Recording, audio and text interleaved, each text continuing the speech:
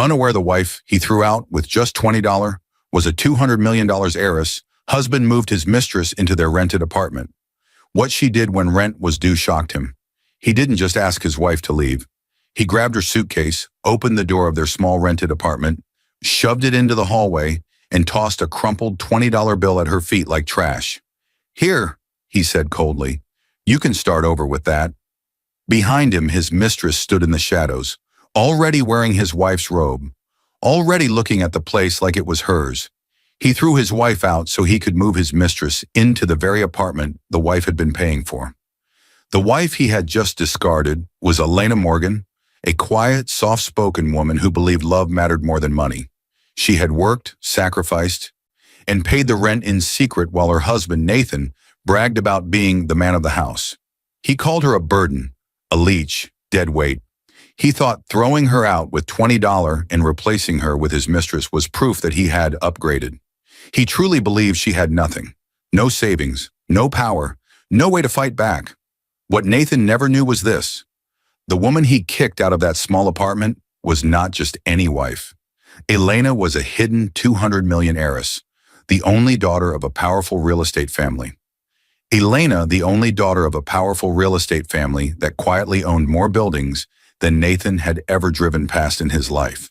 While he celebrated with his mistress in the very bedroom Elena used to cry in, rent was coming due. Bills were piling up, and soon in a quiet office, a pen would sign a document that changed everything about who really controlled the roof over his head. What Elena did when rent was due would leave Nathan completely shocked. This is not just a story about a husband who betrayed his wife. It's about what happens when the person you threw away is the one holding the keys to your future. Dear viewers, thank you for being here. If you watch without subscribing, it's like letting Elena's voice fade back into silence. When you hit that button, you stand with every person underestimated, every partner discarded, and every quiet soul who chose to rise instead of beg.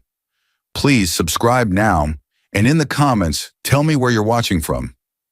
Elena Morgan, 28 years old, jerked upright on the park bench as if waking from a nightmare. Her breath hitched, chest tight, hands trembling, not from fear but from the sudden memory of a door slamming somewhere behind her. A neighbor's door this time, not hers, but the sound carried a sharpness that cut straight into her nerves, the way certain noises do when a heart has been broken more than once. She had come here straight from the property manager's office, where she'd quietly slipped an envelope of cash across the counter and said, as she always did, "Please don't mention this to Nathan. I don't want him feeling pressured." The manager had nodded kindly. Nathan still believed the rent somehow handled itself. People walking by barely noticed her, but if they had looked closely, they would have seen a woman holding her life together by fragile threads. Beautiful in a quiet, unshowy way, dressed simply, hair tied back, eyes carrying a storm of things she refused to speak aloud. She forced herself to exhale, to slow down, to steady her hands. Elena opened her worn sketchbook, the one she used to calm herself, and began sketching a building facade, strong pillars, glass balconies, clean, elegant lines. Anyone watching might assume she was just a hobby sketcher, passing time between shifts. But Elena wasn't just drawing. This was muscle memory, because Elena Morgan wasn't a nobody. She was the only daughter of Alexander Morgan, a powerful real estate magnate whose name alone could bend entire markets. But no one at this park knew that. Not the children running past, not the couple arguing near the fountain, not even her husband. A flash of memory took her, not gentle, not invited.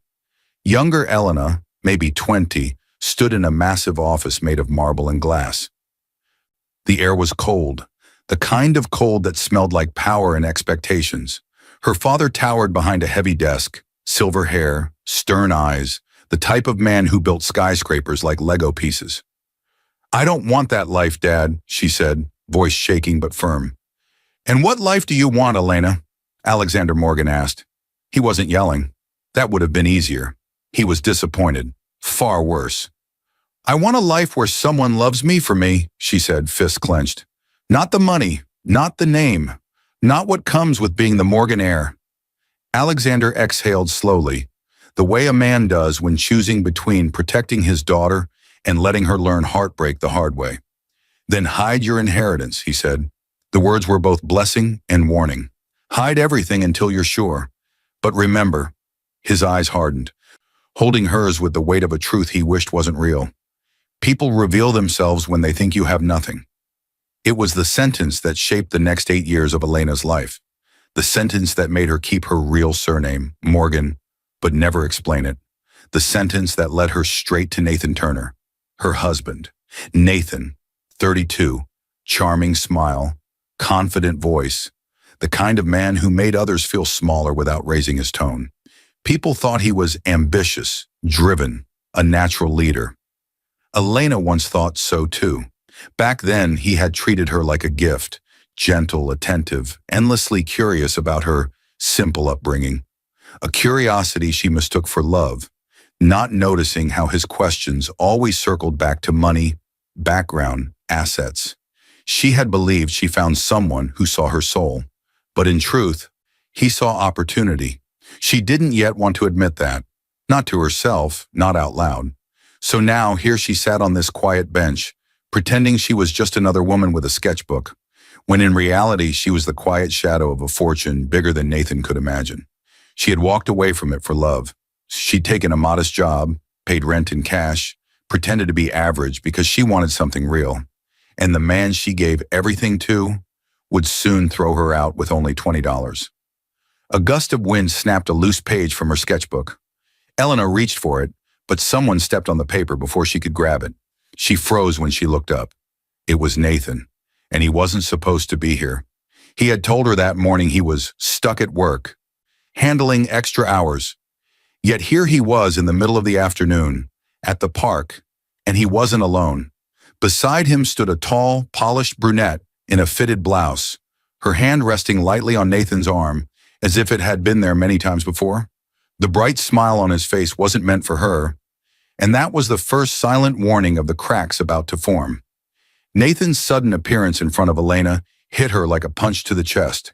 He wasn't supposed to be here, not today, not now, and certainly not smiling the way he was, wide, bright, almost rehearsed, like the world existed only to please him. But the real shock wasn't Nathan. It was the woman standing beside him, a tall, polished brunette, early 30s, wearing a fitted blouse and expensive perfume that clung to the air with confidence. She wasn't trying to hide her interest in Nathan. She stood close, much too close. Her hand brushed his arm casually, as if testing boundaries she already planned to cross. Elena's pulse spiked. Nathan hadn't noticed her yet, or maybe he had and simply didn't care. The sketch page still lay beneath his shoe. Before she could speak, before her brain could find any sense in the moment, her vision pulled her backward, away from the bench, away from the woman, away from the present, straight into the memory of the day she met him. It had been a warm afternoon at the Community Arts Center, a place Elena volunteered at quietly to stay connected to something simple, honest, and human. The center was a modest building where children painted on paper, taped to walls, laughter bouncing through every room. Elena worked there to feel normal, to feel free from the Morgan Empire, to feel like she could breathe without someone evaluating her worth. Back then, she was 23, gentle, reserved, hopeful. That afternoon, a man walked in holding a box of donated supplies. He pushed the door open with his shoulder, smiling as if he walked into sunlight. His name was Nathan Turner, 27, charming from a distance and dangerously charismatic up close. "Is this where the art donations go?" he asked, lifting the box as if it weighed nothing. Elena remembered how she smiled back, soft, surprised, because few people looked at her with such open warmth. She guided him inside, showing the shelves, introducing him to the children. He watched her interact with them, noticed how she knelt to match their height, how patient she was, how she listened more than she spoke. "You're good with them," he said. "You don't see that often." Those words sank deep, because he said them like they actually meant something. Over the next few weeks, Nathan volunteered more often, not daily, but enough to be noticed. He brought snacks for the kids, asked Elena questions about her artwork, complimented her sketches, laughed at her dry jokes, and looked at her with an attentiveness she mistook for sincerity. Elena thought she was seeing kindness.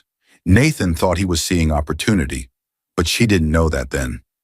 The memory softened, transitioning into a slower, quieter moment. Elena recalled a late evening months later when she and Nathan walked through the center after closing. Children's paintings, bright suns, and crooked houses covered the walls. She felt safe there, tucked away from her family name, from expectation, from judgment. Nathan had paused beside her, watching her clean brushes. "You ever think about building a life with someone?" he asked casually. "A life," she repeated, caught off guard. "Yeah," he said with a small smile. "Two people starting from nothing, supporting each other, growing together. I always wanted that." Those words struck her right in the place she tried hardest to protect. A place aching from loneliness. A place tired of being seen as a price tag rather than a person. She didn't tell him she was the heir to a massive real estate fortune. She didn't tell him she had walked away from that world. She didn't tell him she was scared that no one would ever love her without conditions. Instead, she said quietly, "I think that sounds like something I've always wanted too." And Nathan smiled like he had already won something. Now, in the present, on the park bench, Elena blinked back into reality, the shock of seeing Nathan with another woman still burning behind her ribs. Nathan finally looked at her. His smile faltered, only for a second, but she caught it. "Elena," he said, pretending to be surprised. "Hey, I didn't realize you were here." The brunette beside him tilted her head, studying Elena with polite curiosity that felt sharp. "This is Vanessa," Nathan added quickly, almost too quickly. "She's from the office.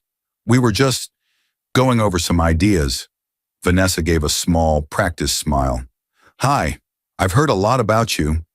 Elena's fingers tightened on her sketchbook. Nathan stepped closer, eyes flicking to the fallen page beneath his shoe. He lifted his foot, picked it up, and glanced at the drawing, a building with familiar luxury lines he couldn't place. "You're out early today," he said. "We, finished up work nearby and decided to walk through the park." But he had told her hours ago he was working late across town. The lie hung between them, thin but visible. Elena forced herself to breathe. "You said you were stuck at the office." Nathan didn't flinch. "Yeah, then plans changed. You know how it is." Vanessa shifted closer to him. "Just a fraction." "Enough." And then Nathan said the sentence that changed everything. "I've been meaning to ask you more about your past, your family. You never talk about them." His tone was soft, too intentional. He added almost casually, "Sometimes I wonder if there's anyone who could help us out a bit with, things being tight."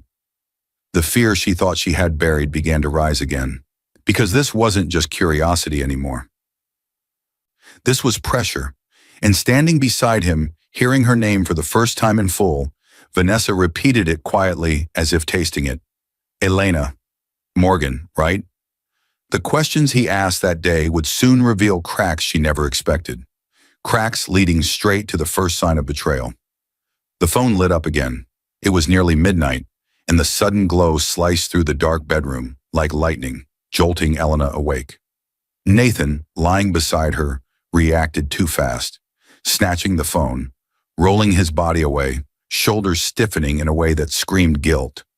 Elena shot upright, heart pounding. This wasn't normal.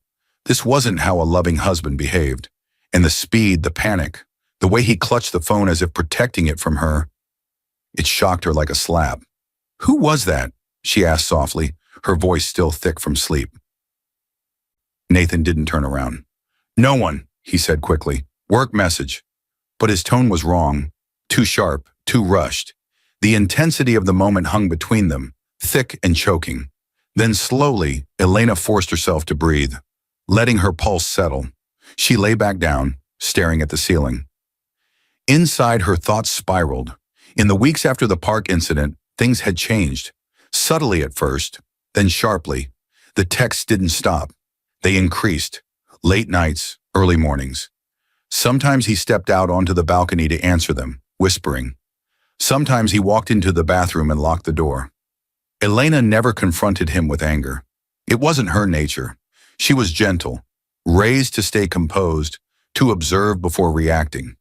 But she noticed everything. Nathan's new cologne, the shirts he ironed more carefully, the way he lingered in the mirror before leaving the apartment, the way he casually dropped Vanessa's name now and then. Vanessa thinks I should push for a promotion. Vanessa says the office might restructure soon. And, more importantly, the way he hid his phone every time she walked into a room. One night she passed the half-closed door of the guest room and froze. Nathan's voice drifted out in a low whisper, an excited whisper. She'll believe anything. Relax. Everything in Elena's body locked. She'll believe anything. The words were a knife. And the worst part? The tone wasn't annoyed. It wasn't stressed. It was confident. Like he was proud of how easy she was to deceive. She stepped closer without thinking, her breath shallow, feet silent on the carpet. Yeah, he continued, voice lowering. I told you. She doesn't question things. That's why this works. This? What this? Her hand covered her mouth. Her stomach twisted so hard she felt sick. She didn't hear the rest. Her mind was already spinning. Who was he talking to? Why did he need someone to relax? What exactly did he think she believed? She stepped back quietly, but the floor creaked. Nathan stopped talking. Elena, he called out sharply. Her heart slammed against her ribs. She took a deep breath, smoothed her hair, and pretended to have just walked into the hall. Nathan stepped out of the room, phone in hand, face too calm. Everything okay? He asked. She studied him, really studied him, the tension in his jaw, the faint smirk he tried to hide, the way he angled his body so she couldn't see his phone screen. Nathan, she began softly. Is something going on? Going on? He repeated, raising his eyebrows. Elena, what are you talking about? I heard you, she said gently, in the guest room. You said someone would believe anything. Were you talking about me? His expression didn't flicker in guilt. It twisted into irritation. Oh, come on, he snapped. You're twisting things. You're paranoid because you grew up sheltered. He said it like a weapon, a direct stab at the childhood she never talked about. Sheltered? She echoed, stunned. You don't even know much about my childhood. Nathan sighed loudly, shaking his head as if she was the problem. You overthink, he said. It's just how you are. You weren't raised the way the rest of us were. You had things handed to you, people protecting you. You're not used to real-world stress. He didn't know about the inheritance. He didn't know about the empire. But he still used the exact fear she carried inside, that if anyone saw where she came from, they'd never see her again. She swallowed hard. Maybe he didn't mean it that way. Maybe she misunderstood the call. Maybe she was tired. Maybe she was overthinking. Her mind began to protect her heart, as it always did. That's not fair, she whispered. Nathan wrapped an arm around her shoulder and kissed her forehead, a gesture that looked loving but felt like a cover-up. You worry too much, he murmured. There's nothing going on. But his hand never relaxed around his phone, and Elena, wanting to believe him, wanting the marriage she dreamed of, convinced herself to let it go. Later that night, when he stepped into the shower, his phone lit up again on the nightstand. A message preview appeared, same name she'd begun to notice beside so many notifications.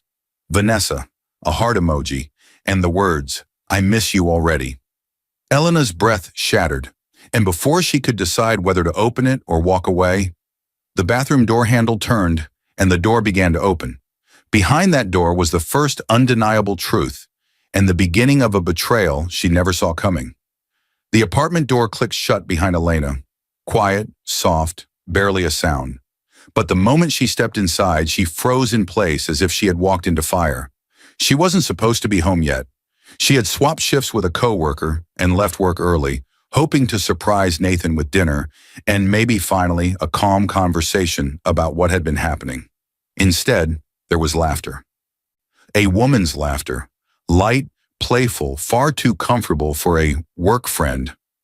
Her heartbeat slammed against her ribs, hard, fast, impossible to ignore. She felt the air thicken around her as she stepped out of her shoes, every nerve on edge. It wasn't the laugh that terrified her.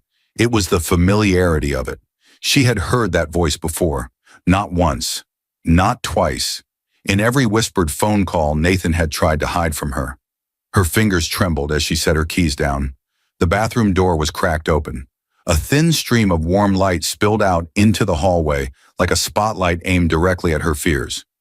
Elena moved closer, slowly, silently, each step filled with dread she couldn't swallow.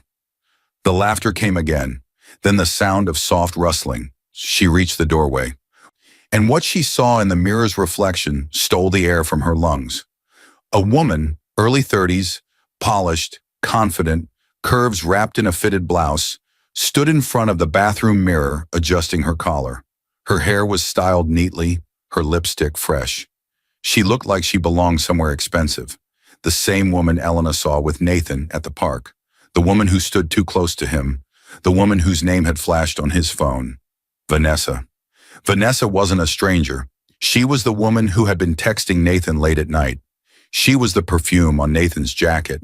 She was the voice Elena heard behind the guest room door. All the hints, every single one, lined up perfectly now. But Elena didn't cry. Not yet. She stepped back before Vanessa could see her.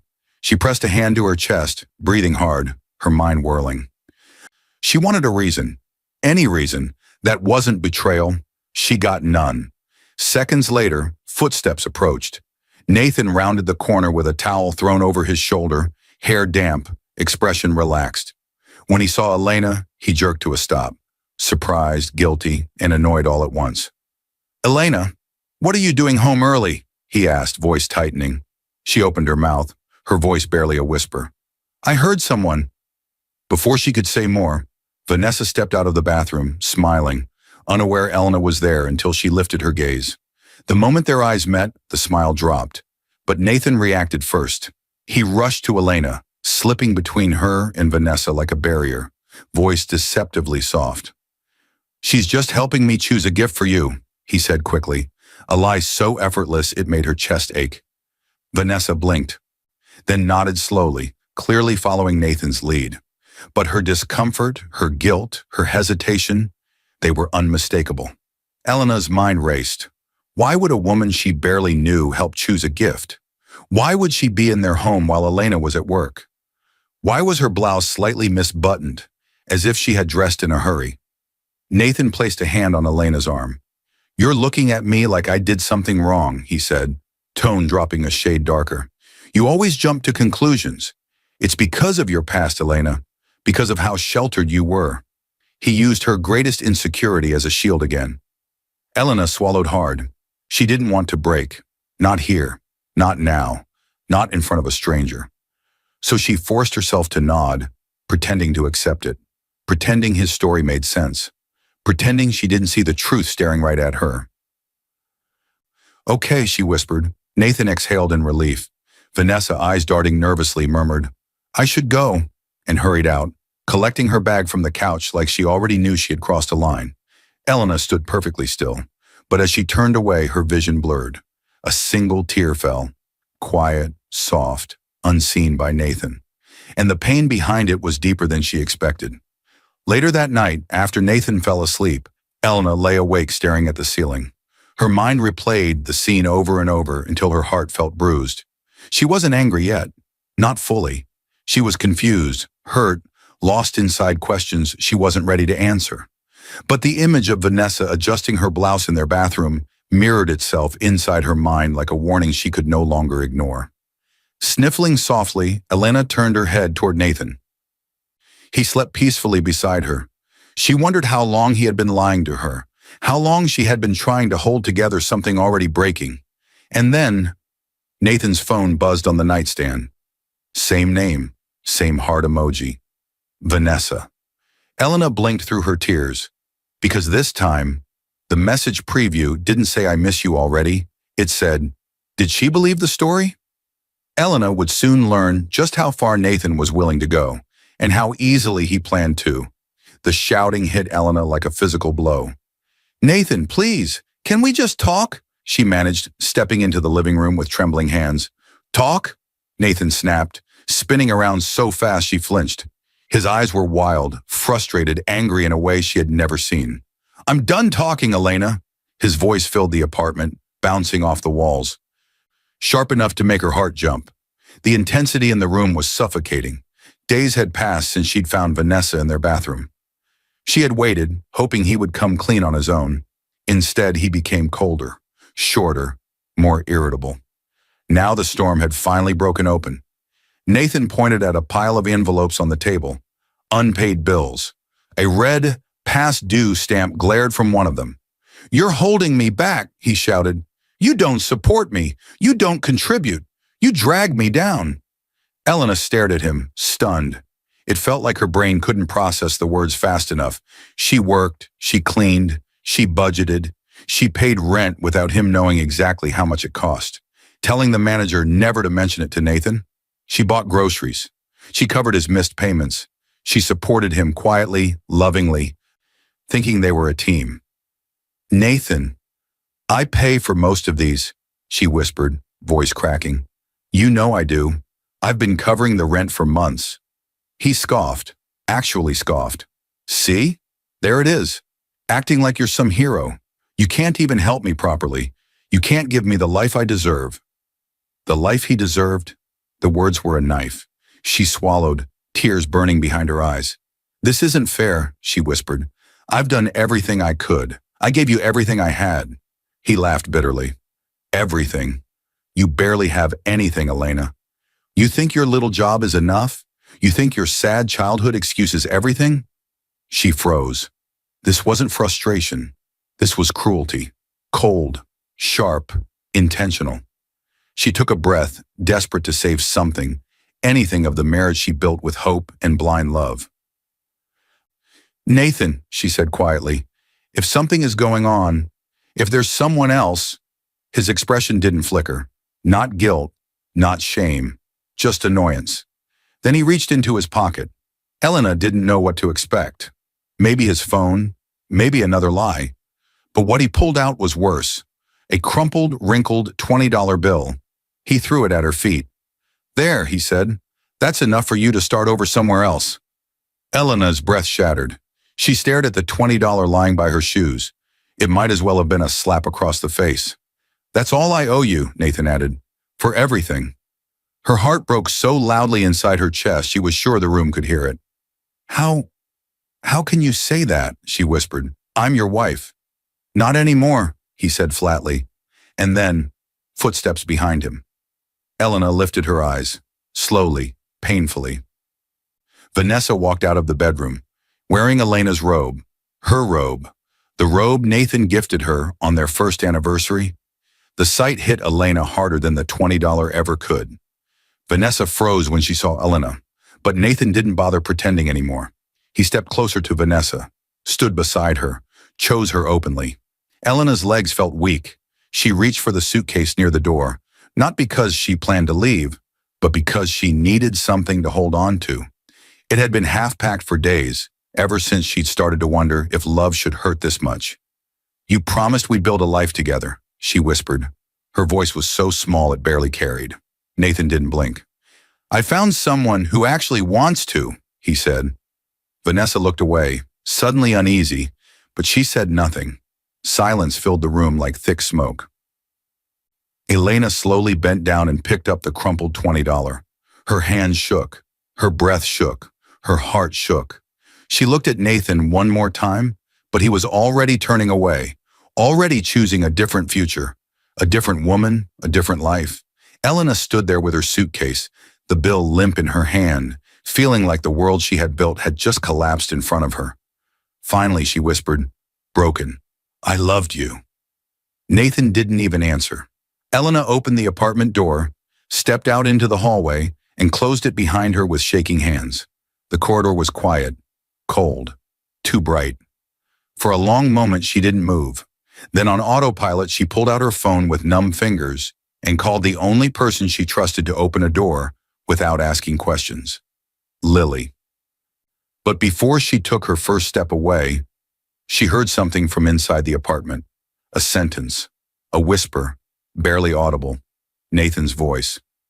"Now that she's gone, you can move in tomorrow." Elena froze, heart stopping, breath caught in her throat. What she would learn next would break her even more and push her toward a truth she had spent years running from. Elena burst into Lily's apartment like someone running from a fire. She wasn't crying anymore. She wasn't shaking. She wasn't even breathing right. She was simply breaking, quietly, silently, falling apart in a way only a person who has lost everything in one night can understand. Lily, her longtime friend from the community art center, rushed from the kitchen the second she saw her. Lily was short, soft-spoken, with kind eyes that always seemed to search a person's soul before their face. She'd seen Elena tired before, stressed before, but never like this. "Elena, what happened?" Lily whispered. Elena didn't answer. She couldn't. She simply walked inside, dragging the half-packed suitcase behind her. The wheels scraped the floor, a harsh sound that filled the small apartment with a tension Lily had never felt from Elena before. "Elena, talk to me," Lily pleaded, but Elena collapsed onto the sofa instead, curling into herself like someone trying to disappear. Her hands still clutched the crumpled $20 Nathan had thrown at her. She didn't even realize she still held it. Intensity slowly drained into numbness. The kind that doesn't let you cry. The kind that makes you stare at nothing for too long. Lily sat beside her, rubbing her back gently. "Whatever it is, we'll figure it out," she said softly. Hours passed. The sky outside darkened. The apartment grew quiet. Elena lay under a blanket on the sofa, eyes open but empty. She wasn't sleeping. She was thinking, replaying every moment of the past few months. Every lie, every late-night message, every time Nathan hid his phone, every whisper behind closed doors, every time she'd chosen silence instead of confrontation. Every piece connected now, forming the truth she had refused to see. Her phone buzzed on the coffee table. Once, twice, 3 times. Lily reached for it, glanced at the screen, and frowned. "It's a number saved as Mr. Carter." "Who is that?" she asked. Elena blinked slowly. My family's lawyer," she murmured. Lily hesitated. "Why is he calling you this late? Did something happen?" Elena didn't answer. Because she already knew. Mr. Carter never called without reason. He was the only person from her old world who still tried to check on her. When she left the Morgan world, she told him she needed distance. He had respected that, but he'd also promised her father he would keep a quiet eye on her from afar. The buzzing continued until the phone went silent. Elena turned her face away. She didn't want her past. She didn't want her name. She didn't want the reminder that she had traded a fortune for a man who saw her as worthless. The silence didn't last long. Her phone buzzed again, this time with a different notification. Lily picked it up, eyes widening. "Elena, you need to see this." Elena didn't move. Lily brought the phone to her anyway. On the screen was a new social media post. Nathan Turner, public. A picture of him and Vanessa, laughing, holding each other, standing inside Elena's old apartment. Her couch, her curtains, her life. The caption, "Finally free, no more dead weight, no more leeching." The words punched Elena straight in the chest. "Leeching," she whispered, voice cracking. "I paid everything." Lily hugged her tightly, anger rising in her voice. "You never deserved this," Lily said. "You chose him over everything. Why would he do this to you?" The question burned because the answer hurt too much. Elena pulled away slightly, staring at her suitcase, at her sketchbook peeking from it. As she shifted it, a small white envelope slipped out, old, worn, yellowing around the edges. Her breath caught. It was familiar. She picked it up with trembling fingers. It was a letter from her father, written years ago, before she left home. She unfolded it slowly. "If you ever need help, no questions asked. Just call." Elena's eyes blurred. Lily saw her hands shaking. "Elena, why don't you call him? Why did you cut your family off? You haven't spoken to them in years." Elena swallowed hard. "Because I chose Nathan," she whispered. "I chose him over everything. And I thought he chose me too." The truth tasted bitter. Lily squeezed her hand. "Then maybe it's time," she said gently, "to choose yourself again." Elena stared at the letter, her father's writing pulling her back into a world she ran from, a world she denied, a world she pretended didn't exist. The Morgan world, the world of power, of wealth, of inheritance, of protection, a world Nathan never knew she came from, a world she desperately needed now. Her numbness cracked, Just slightly, enough for determination to slip through. Elena picked up her phone with steady hands. Lily watched her, whispering, "Are you sure?" Elena nodded. She dialed the number printed at the bottom of the letter. The phone rang once, twice. Then a deep, familiar voice answered. "Miss Elena, we've been waiting for your call." Her throat tightened.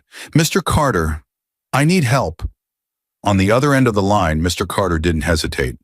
"Then it's time to come home, Miss Morgan. Your father left everything ready for this moment." The town car stopped so suddenly that Elena's breath caught in her throat. She hadn't even realized her hands were gripping the leather seat until her knuckles turned white. Her body tensed with the same fear she felt the night Nathan threw her out.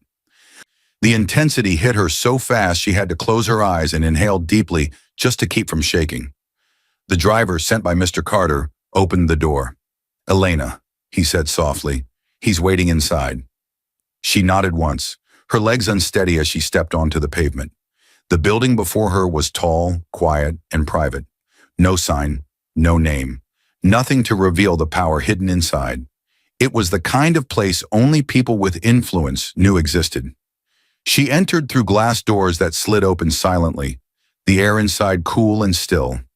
Her heart thudded in her chest as she walked down the long hallway, her footsteps echoing faintly. She wasn't ready for this. She wasn't ready to face the world she abandoned. She wasn't ready to admit how wrong she had been about Nathan. But she had no choice now. A woman led her into a private office with floor-to-ceiling windows. At the desk sat Mr. Carter, her family lawyer for more than 20 years. He stood when she entered. "Elena," he said gently, "it's been a long time." Mr. Carter was in his late 50s, sharp-eyed, calm, and carrying the kind of quiet authority that made people lower their voices around him. He had watched her grow up, watched her run away, and, apparently, continued watching from a distance, as her father had asked. She forced a faint smile. "I'm sorry I didn't call sooner." "You called at the right time," he replied, motioning for her to sit. "Your father always believed you would return when you truly needed help." The mention of her father softened her, but also twisted something deep in her chest. Mr. Carter opened a thick leather file on his desk. "Elena, before we continue, I need you to see something." He slid a stack of documents toward her, legal papers, certificates, property deeds, account statements.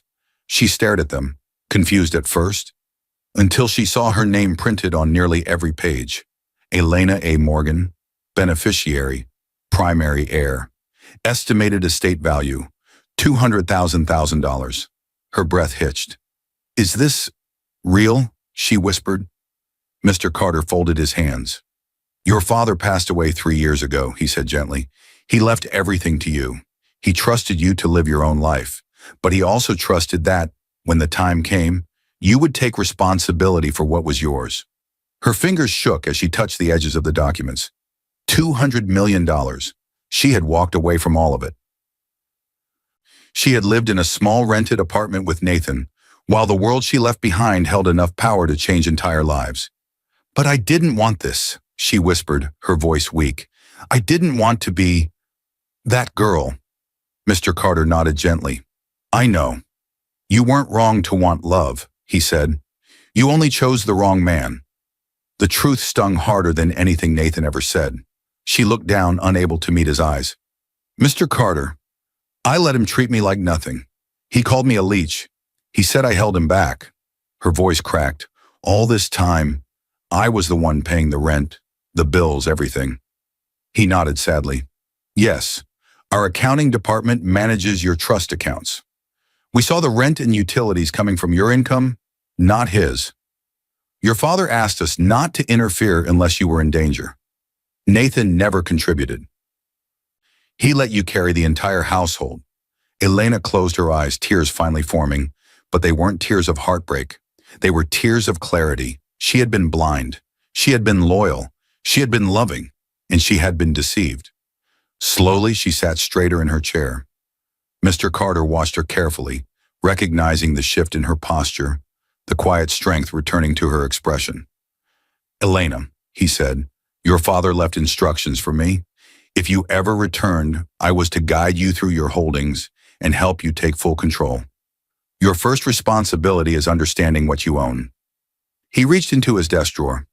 This, he said, sliding something across the table, is your real estate portfolio. Elena blinked in confusion. Real estate? He nodded. Your family owns several properties across the region. Apartment buildings, commercial rentals, private estates. Some are held in companies your father controlled. By accepting the inheritance, you become the controlling beneficiary. She hesitated before opening the folder. Then she saw it, page after page of properties, addresses, details. But the last entry caught her eye. Her heart nearly stopped. Mr. Carter tapped the page gently. One of these buildings, he said quietly, may interest you. The address was familiar, too familiar. It was the address of the apartment building she had just been thrown out of.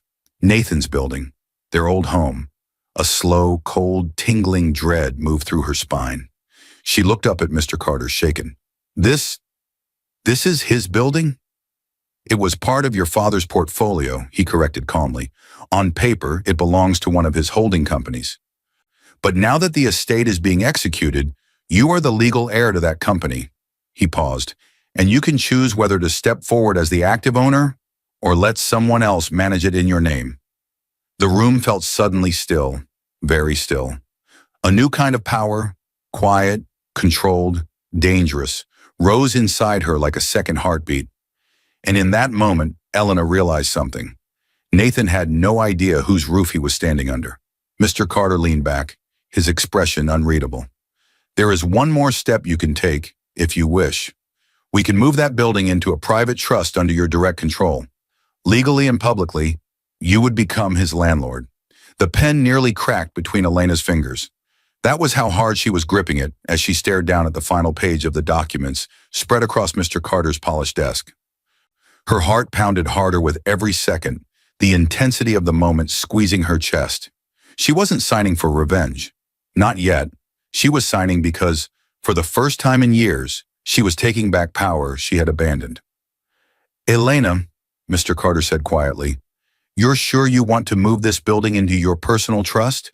It will mean your name, or your company's name, appears in the management records. The tenant will feel the change. She nodded slowly.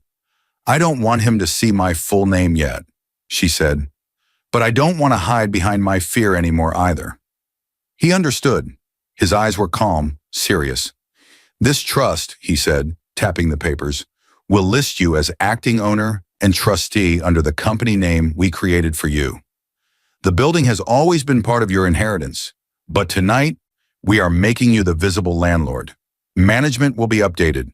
Notices will be sent. By morning, his lease will fall under your authority. The intensity hung in the room like a held breath. Elena inhaled deeply, then signed.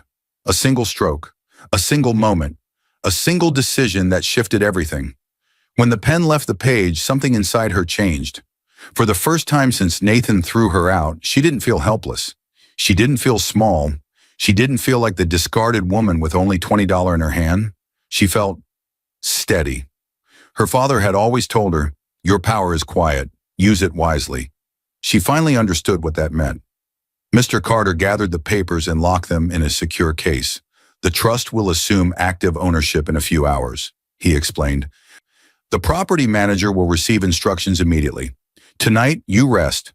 Tomorrow, you decide what happens next. Elena nodded, her voice soft. I don't want to hurt him. I just don't want him to hurt me again. Mr. Carter studied her face. You don't need to act out of anger, he said gently. Truth and consequences have a way of revealing themselves. His words stayed with her as she walked back to the waiting car. Outside, dusk settled. Streetlights flickered on. The world looked peaceful, almost too peaceful for the storm she carried inside. But she wasn't breaking anymore. She was rebuilding, quietly, carefully, powerfully. Meanwhile, inside the apartment she once called home, chaos was brewing. Nathan slammed a drawer shut. Where is the cash I had here? He growled, pacing the living room. Vanessa, now fully moved in, wearing one of Elena's old sweaters, rolled her eyes dramatically. Maybe you spent it, she snapped.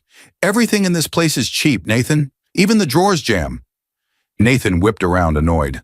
Nothing in this apartment is my fault. Rent is due and I need to make a payment. Vanessa crossed her arms. Then pay it. I can't, he barked. My boss cut my hours, and the bonus I was promised got delayed.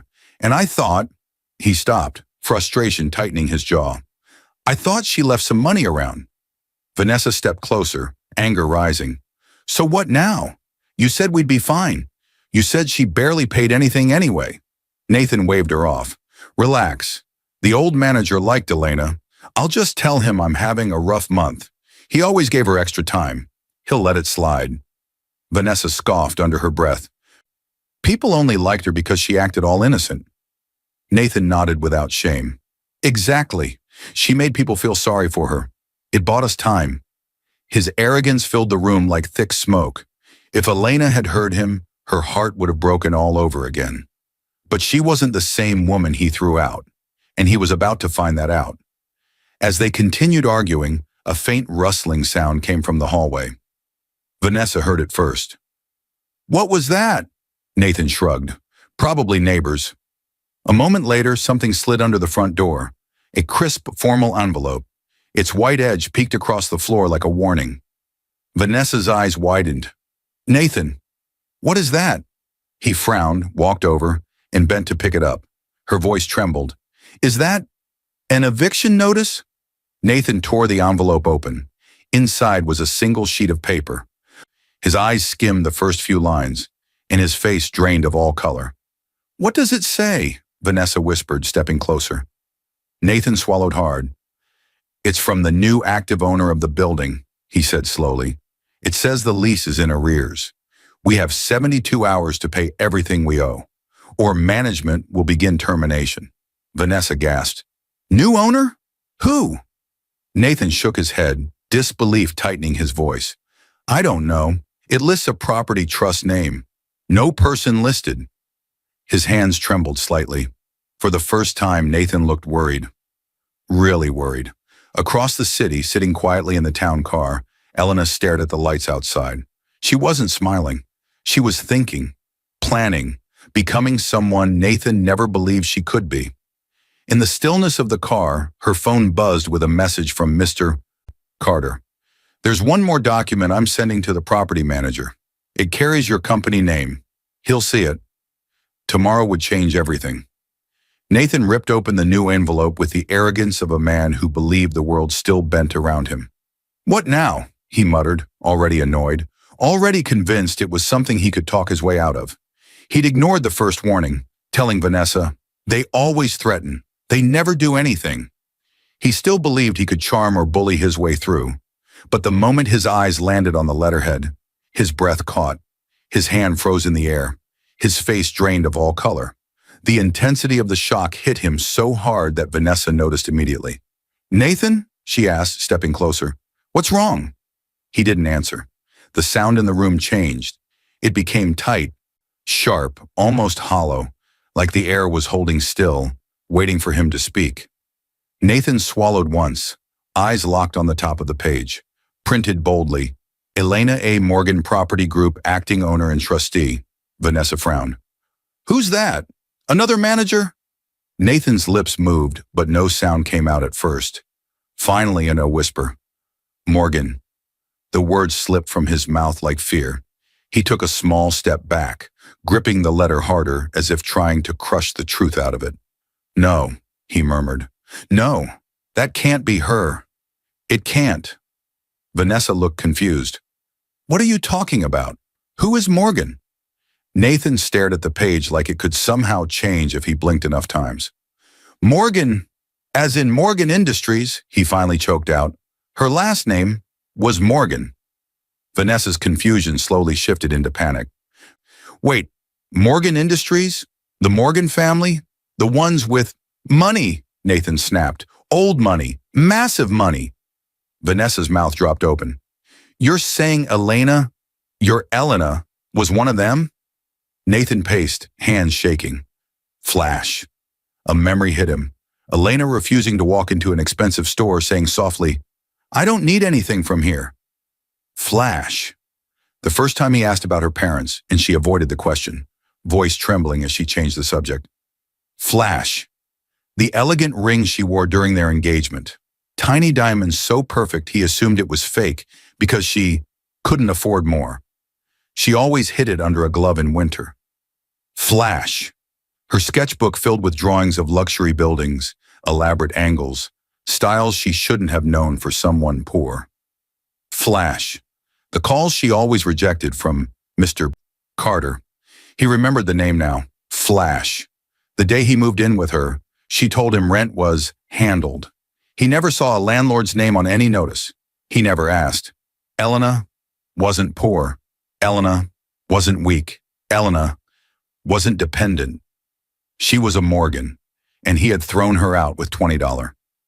Nathan felt his throat close. His smugness, everything he built on his false confidence, shattered like glass. She hid everything from me, he whispered, voice shaking with a mix of disbelief and terror.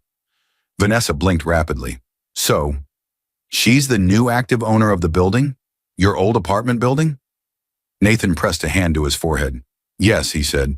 She owns the company that controls this place. Vanessa staggered backward. Nathan, if she owns this building, then we're not just late on rent, he said, voice breaking. We're late to her. Silence crashed into the room. For the first time ever, Nathan wasn't arrogant. He wasn't smug. He wasn't calm. He was scared, desperate, shaken to his core. He bolted for the door and ran down the hallway with Vanessa behind him. His heart pounded as he reached the elevator, punching the buttons repeatedly like force would make it move faster. When it finally opened, he rushed inside and stabbed the lobby button. The ride felt painfully slow. Every second stretched. Every breath felt heavy. Every thought screamed, "What have I done?" When the doors finally slid open, he hurried toward the front desk, nearly tripping over himself. The new manager, a calm, older man in a crisp suit, looked up from his clipboard. His name tag read, Mr. Hayes. Nathan slammed the letter on the counter. There's been a mistake, he said quickly. A huge one. I need to talk to the owner. Right now. Mr. Hayes studied him with an unreadable expression. No mistake, he said. The owner's company finalized control of the building early this morning. Nathan leaned in closer, desperate. Then tell me who it is, he demanded. I need to speak to them. Mr. Hayes didn't blink. You will, he said calmly. Nathan's chest tightened. When? He pressed. The manager's eyes flicked toward the entrance doors, where the sound of approaching footsteps echoed. The owner, he said, is arriving in person for a site visit and final notice. Nathan slowly turned around, his heart thundering, toward the glass doors sliding open, toward the figure stepping inside. The familiar silhouette in the doorway would end his illusions forever. The lobby doors slid open with a sharp hiss, so sudden, so commanding, that every head in the room lifted at once. Nathan spun toward the entrance, breath catching, heartbeat slamming violently in his chest. And there she was, Elena. Not the Elena he threw out. Not the Elena who cried on doorsteps. Not the Elena who walked away with only $20 in her hand. This Elena stood tall, her hair pulled back neatly, her clothes elegant but simple. Quiet wealth, quiet confidence. Her posture straight, calm, steady like a woman who no longer feared anyone's opinion. A woman reborn. Nathan stumbled forward. Elena, honey, please, listen. His voice cracked. His hands shook. His entire world felt suddenly fragile. Elena didn't flinch. She simply looked at him with steady eyes, eyes that once adored him, now simply understood him. Mr. Hayes, the building manager, stepped respectfully aside, recognizing her authority instantly. He inclined his head slightly. Ms. Morgan, he said, welcome. Vanessa, who had crept down behind Nathan to watch the scene unfold, stopped in her tracks. Panic rushed over her face. She whispered into her phone, voice trembling. Can someone pick me up right now? She already knew. This was the end of them. This was the end of her security, her plans, her illusion. Elena walked forward slowly, every movement controlled, every step deliberate. She barely looked at Vanessa, just long enough for the mistress to feel the sting of shame. Nathan reached out as if to touch Elena's arm. She stepped back. The rejection cut him deeper than he expected. Elena, please, he begged. I made mistakes. I know I did, but we can fix things. I, I didn't know who you were. She spoke calmly. That was the point, Nathan. Her voice wasn't cold. It wasn't angry. It was simply done. He swallowed, desperate. Just give me a chance. I didn't mean what I said. I was under stress. Vanessa, she meant nothing. Behind him, Vanessa instantly snapped. Really? But even she knew it didn't matter anymore. Nathan ignored her. He focused only on Elena, the woman he now realized he needed more than breath. Elena, he pleaded, I didn't know you were… She lifted a hand, stopping him. I wasn't asking you to stay because of money, she said softly. I wanted you because I believed we were building something real. Nathan looked shattered. But you weren't, she continued. Not even a little. His knees buckled slightly as she reached into her bag and pulled out a clean envelope. She held it out. He stared. What is that? He whispered. Divorce papers, she said simply. Already signed. I've taken care of the part that depends on me. All that's left is your signature. Nathan's breath collapsed inside him. He looked at the envelope like it burned to touch. No, please, Elena. Behind him, Mr. Hayes cleared his throat and walked over to the bulletin board. He pinned up a document with a firm, final motion. A final notice to vacate within 24 hours, issued under the terms of their lease for repeated non-payment and ignored written warnings. Nathan turned around slowly, horror spreading across his face as his eyes locked onto the paper. His name, Vanessa's name, the apartment number, the deadline. He staggered back toward Elena, desperate, broken. Elena, please, don't let them kick me out. You can fix this. You're the owner. She met his gaze with painful honesty. I am, she said, and that's why I won't fix it. Nathan shook, his voice cracking. I'll change. I promise. I'll be better. Please, don't do this to me. Elena took a breath, a soft, human breath. I didn't do this, she replied gently. You did. Her words landed quietly. Not cruel, not vengeful, just true. Nathan dropped to his knees right there in the lobby, tears forming, hands clasped together. Elena, please. But she was no longer his to beg. She turned toward the elevator.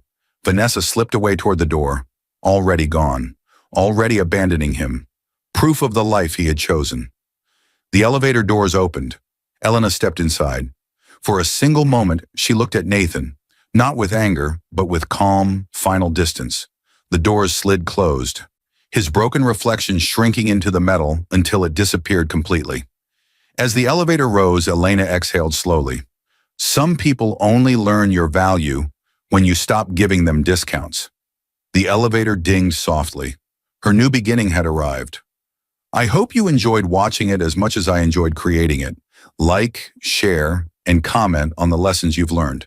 Let me know where you're watching from in the comments below. See you in my next video.